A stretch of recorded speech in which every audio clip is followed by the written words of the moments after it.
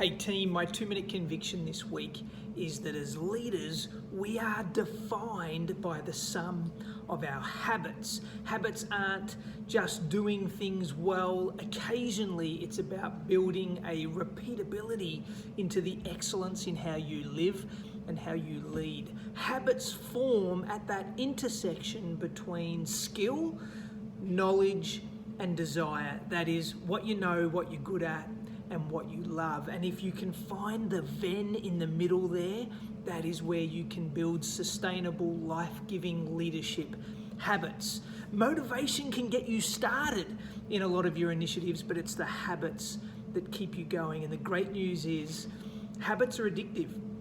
Good ones and bad ones. It's just the good ones are far more rewarding. So here are the 3 things you need to know to build habits into your leadership dynamic.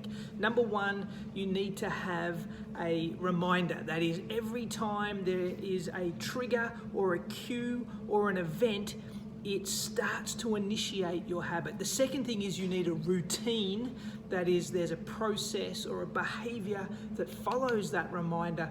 And of course, the third thing is a reward.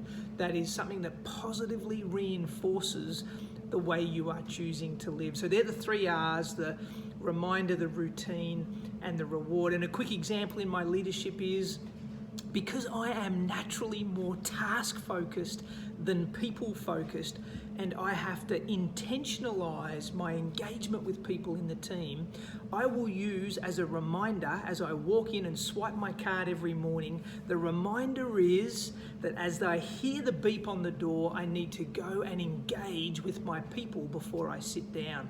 And so the routine becomes go desk to desk, or make a phone call, or look up around me and see who might need encouragement or acknowledgement, and give them some words of life at the beginning of the day. And the reward for me is I can then go and clear my inbox because I know there will be a lot waiting for me. So there's the reminder, there's the routine, there's the reward. It makes me look a whole lot better than I am, but it's a habit that forms in my life that makes people the center of my world and gives me leadership momentum. So my 2-minute conviction is you will be defined by the habits you keep. So I wish you well this week as you build great habits in your leadership.